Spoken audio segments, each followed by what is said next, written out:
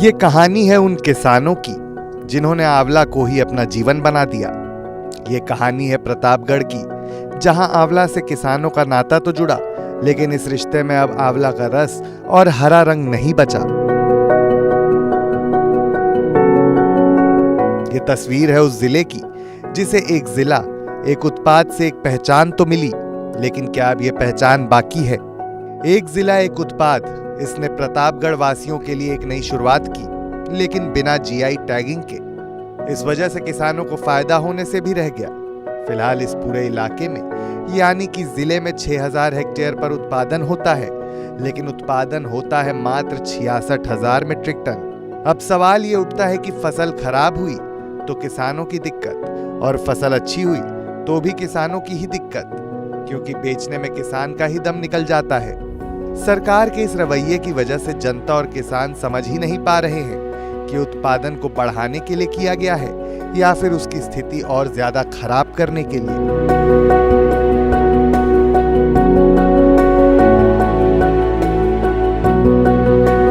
इस वर्ष आंवला किसान विशेष रूप से फलों के सड़ने के कारण बुरी तरह प्रभावित हुए हैं, जो फलों पर भूरे रंग के धब्बे के रूप में प्रकट होते हैं, जो आंवले को ढकते हैं और अतः उन्हें छोड़ देते हैं। फलों का सड़ना आमतौर पर अक्टूबर और नवंबर के महीने में होता है।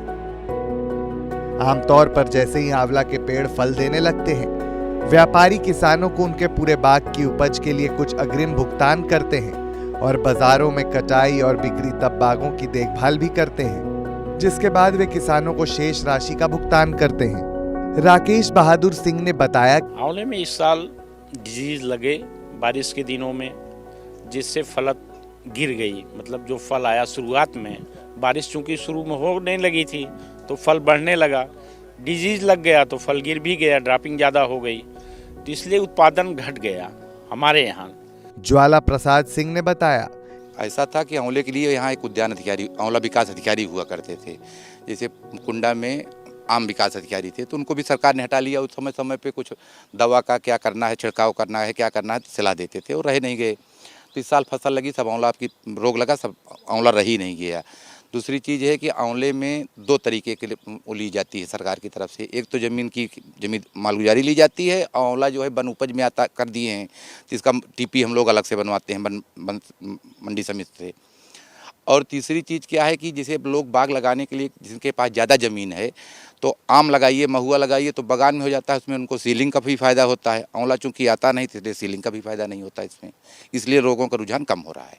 उत्तर प्रदेश में प्रतापगढ़, रायबरेली, सुल्तानपुर और जौनपुर जिलों में आंवले की खेती की जाती है, जिसमें से प्रतापगढ़ में सबसे अधिक उपज होती है।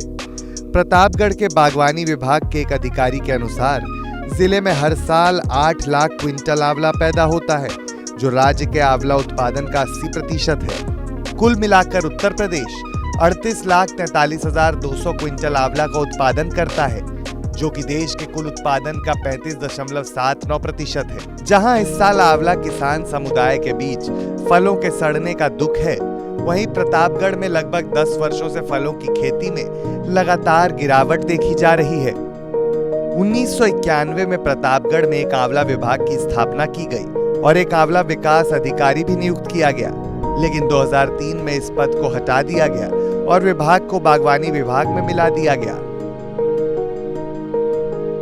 सुधा ने अपना दुख साझा करते हुए कहा कि से आंवला ज्यादा फला तो काम लाग रहा था, तो मजूरी मिलत रहा बराबर 4000। मैंने अब की 2 बार से आंवला फरा ना, तो मजूरी बैठ गए घरे, तो जैसे खेती बाड़ी में काम करे 4000 मिले थे, तो ही में गुजारा है।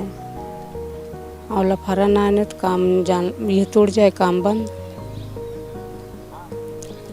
और कोनो किसानी है ना, कोनो खेत बाड़ी है ना, मजूरी इनके सहारा है। कहते हैं आंवला स्वास्थ्य के लिए बहुत अच्छा होता है। बड़े बड़े नेता, कंपनियां सब ये समझ भी गईं, लेकिन सरकार समझना भूल गई कि अगर इसका स्वास्थ्य ठीक नहीं रखा गया तो हो सकता है इस बार के चुनाव में खुद सरकार का स्वास्थ्य बिगड़ जाए। लोगों की तकलीफों को पहुंचाते आंवला की बिक्री पर जो असर हुआ है, इसका असर इस बार चुनाव पर भी प्रतापगढ़ में दिखेगा जरूर। हो सकता है कि इस खट्टे मीठे स्वाद वाले आंवले को सुबह सवेरे खाने से फायदा तो होता है, लेकिन इसका स्वाद अगर ठीक से न लिया जाए तो कड़वा भी हो सकता है।